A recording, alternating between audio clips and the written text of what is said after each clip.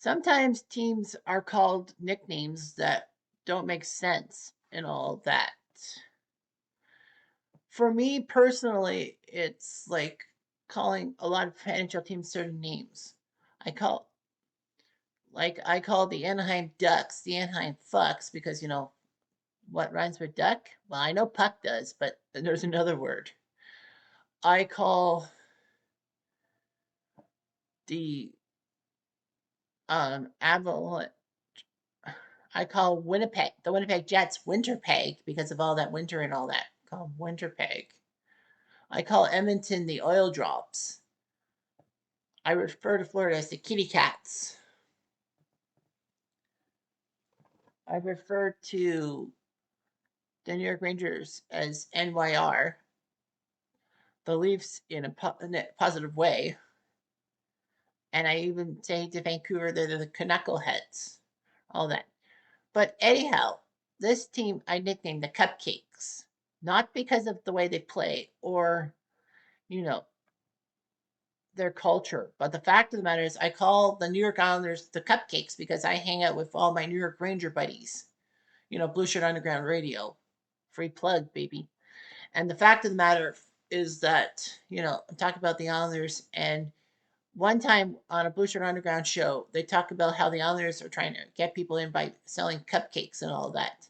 And I ran with it, and I decided to do a Blue Shirt Banner song in 2010, 15 years ago, doing the New York Islanders rap and all that.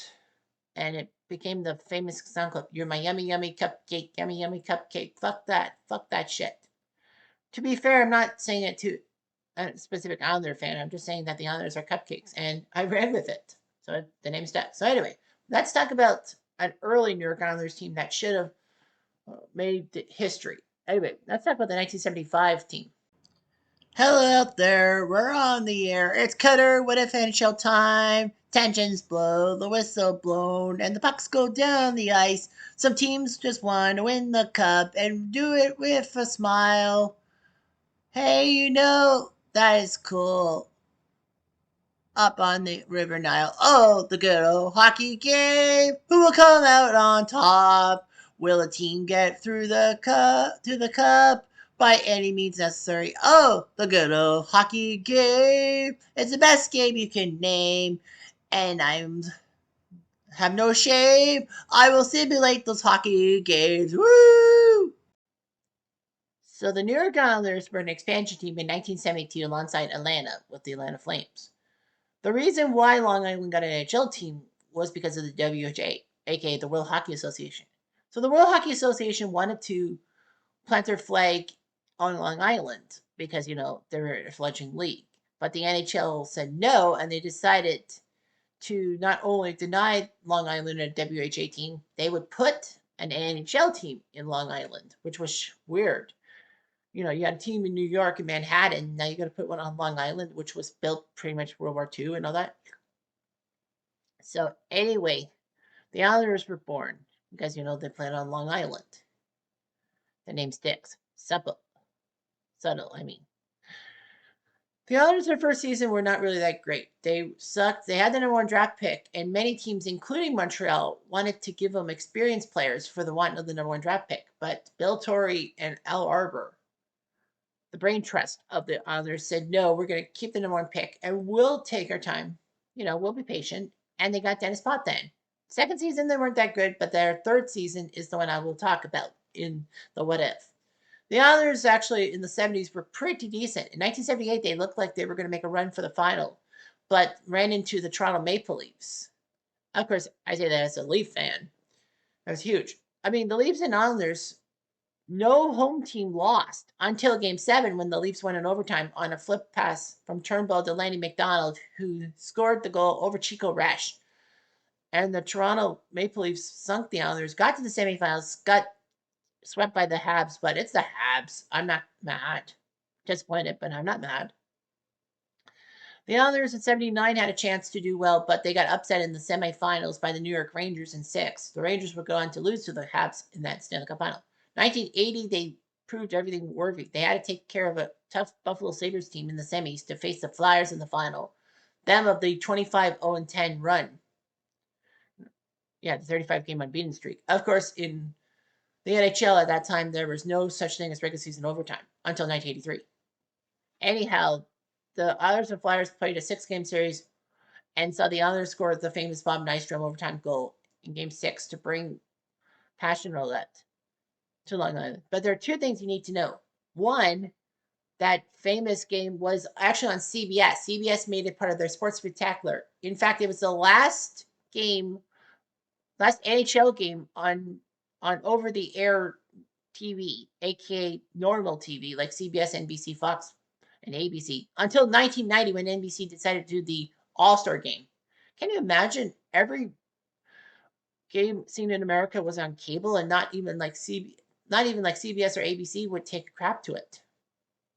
And number two was that game with the Islanders Flyers is controversial because one of the goals, the second Islander goal, seemed to be offside because the puck did cross the blue line and the player was still in the zone. Nevertheless, the Islanders used that to buoy themselves to four straight Stanley Cups, something only the Habs did as a franchise. They shocked everyone. 1981, they took care of a young Minnesota North Stars team. 1982, they took care of the Canucks, who weren't really supposed to be there. In 83, they took care of a young Wayne Gretzky's Oilers. Gretzky, the Oilers realized that the Islanders were just, dog tired, even though that they had swept the oil drop. So they knew that it was a marathon, not a sprint. So basically, the Oilers changed their way of thinking and sunk the Islanders' drive for five, winning the 1984 Stanley Cup Finals in 5 games against them. The Islanders would be okay. They did win the Easter Epic in 1987. Pat LaFontaine's goal in quadruple overtime against Washington in 1987. The Islanders would be so for many years. 93, they took care of the Washington Capitals again in the playoffs, and it looked good for the Islanders. Unfortunately, Dale Hunter, the current coach of the London Knights, had to be a cunt and basically hurt Turgeon moments after Turgeon scored the goal that sunk the Caps for good. Hunter got suspended for 1/4 of the 93-94 season, which was 21 games. Should have been more, but this is 1994. So anyway, the Islanders did rally around their injured teammate and shocked the Penguins, the two-time defending Stanley Cup champs, in the division finals, thanks to David fucking Folek. The Islanders would get their butts handed to them by the Habitants in the Stanley Cup semifinals, but still they made it. And then after a 94 one and done against the Rangers, who finally won a game on Long Island, 8 years passed, and the Islanders finally made the playoffs. They took on the Leafs. They lost in Game 7 because every home team had to win.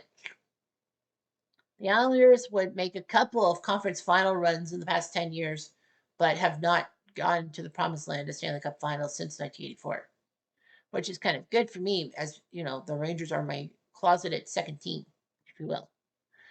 But the fact of the matter is the Islanders and all that, with the yummy, yummy cupcakes and all that. So anyway, let's talk about the 1975 New York Islanders. So the 74-75 Islanders, this was only their third season in franchise history. The first season, they were an expansion team, and then they were the worst team, and then they drafted Dennis Potvin, and they had a better second season, but the third season was huge.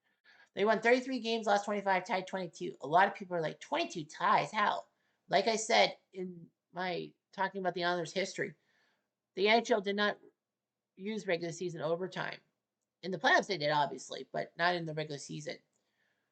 It was supposed to be a measure to cut down restrictions on wartime travel in the 40s, but yet they forgot to put it back till 1983.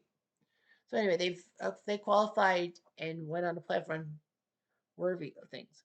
They scored 88 points, but were behind the Rangers because the Rangers won 37, they won 33. The Atlanta Flames had 83 points, so everyone was above 500. The Flyers were the Flyers, the defending Stanley Cup champs.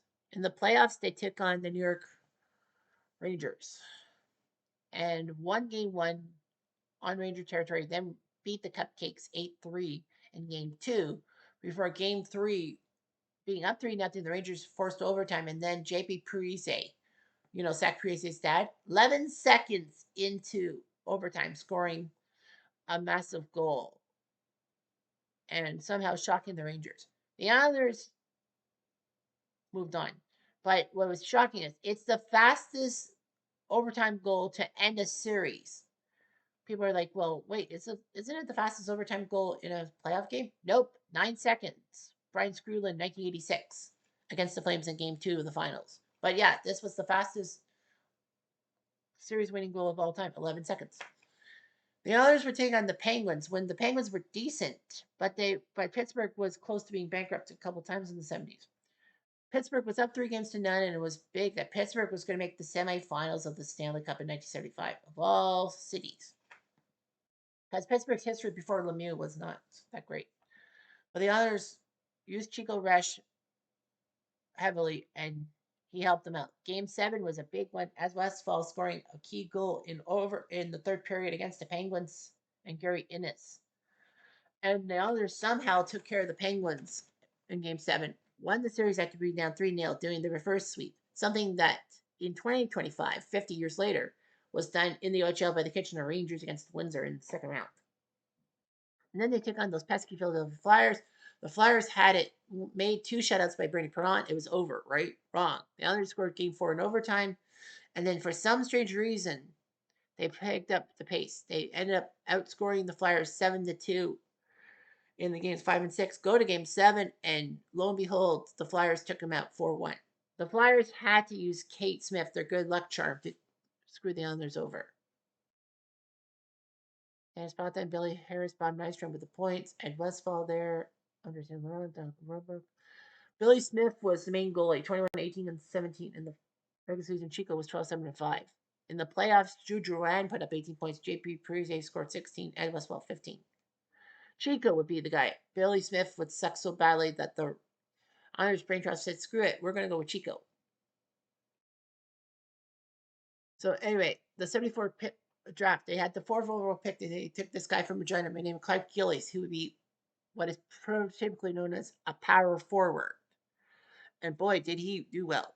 And with the 22nd pick, they took Brian Trottier from Swift Current.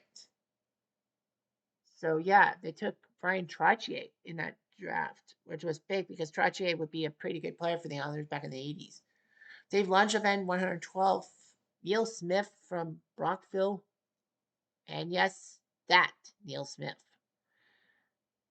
He was the GM of the Rangers in the 90s. You know, the guy that had the clashes with Mike Keenan. Yeah, he was drafted by the Islanders that year. Stefan Persson from Bringas. Brian By from the Kitchener Rangers. Oh, they had a guy from Kitchener. Brian By. He opted to play in the WHA. Well, good riddance to bad rubbish. I don't think he would have done well. Nevertheless, the Islanders drafted quite well in the 74-75 season, so looked good. Now let's see what would happen if they made the Stanley Cup Finals and they actually reverse swept the Flyers. So anyway, the Islanders took on the Buffalo Sabres. So the Sabres won the other semifinal. We don't touch the other side of the bracket.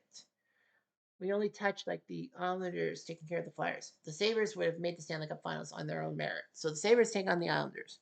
The Sabres had their own goalie controversy as Gary Bromley and Roger Crozier both were good, but Bromley was the main guy. The Islanders go with Chico Resch because Billy Smith was still a greenhorn, if you will. Game 1 of the Stanley Cup Finals sees the Islanders go to Buffalo and 6-2. Potvin made it 1-0. Then Don Luce, Kitchener, made it 1-1.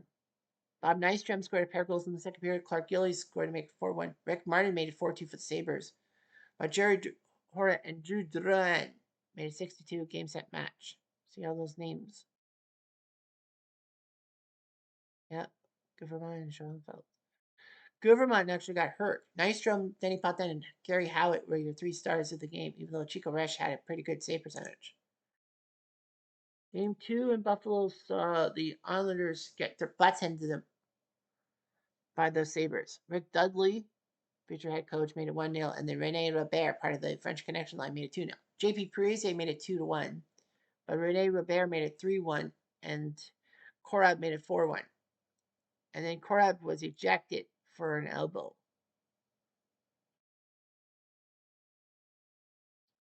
Robert, it's weird. Korab got ejected, but he still got the 2nd star. Rick Dudley, the 3rd star. So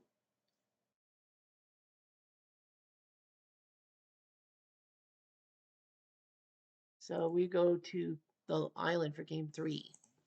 Game three would see the Islanders win on the prolongation. Peter McNabb and Rene Robert for Buffalo in the first period. Drew Drouin made it 2-1. Andre St. Laurent, Holy St. Laurent, made it 2-2. Danny Ponte made it 3-2. Gilbert Perreault tied it, and then they went to double overtime. The Sabres had two penalties, which the Islanders couldn't capitalize on. Likewise, the Islanders had two penalties that the Sabres couldn't capitalize on. But Danny Gare was in the box for Neen. Jim Schoenfeld was shown the game for the Sabres alongside JP Parise. Sean Potvin, the younger brother of Danny Potvin, scored from Billy Harris and Ralph Stewart at 9:28. So after 29 minutes and 28 seconds of overtime, the Sabres lose. Yeah, and John Potvin played only 3 minutes 11 seconds. Chico, the first start. Bromley, the second start. Rene Robert, the third start. Yeah, Chico faced 68 shots and still won the game. Oh, amazing. Game four sees the Sabres win in New York to force at least a game six. Joe Perreault made it 1-0, the former number one draft pick. Rick Dudley and Rick Martin made it 3-0. Jim Schoenfeld, check from behind. Goodbye, you're out. Have another donut. Have another donut. Yes, that guy. JP Parise made it 3-1. And then Jerry Hart was ejected for slashing, so he was done. Rene Robert made it 4-1 Sabres, and then Ernie Hick made it 4-2 for the Isles. Well scored. So Schoenfeld and Hurt were ejected. Bromley, Robert, and Martin were the 3 stars. So at 2-2, it's like, what can you do? 2-2, what can you do? Game 5 would be a tough one, and the Sabres would win. Danny Potvin made it 1-0. In the second period, Rick Dudley and Rene Robert would both score to make it 2-1 Sabres. What's even more crazy is that the 2 Sabre goals were Dudley, Robert, and Lutz on the goal, contributing on that goal. Bromley, Chico, and Dudley are your 3 stars. So yeah, unbelievable. We go back to the island for game 6. And in game 6, it would be the Sabres winning the Stanley Cup. So the Islanders would have lost the Stanley Cup to the Sabres. Buffalo would have won the Stanley Cup and not bitched and whined about not winning the cup.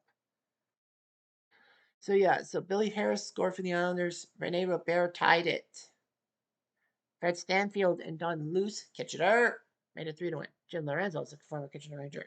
JP Parise made it 3-2, but Don Luce ended the misery of the Islanders and the Buffalo Sabres winning 6 games, and Gary Bromley was the main guy.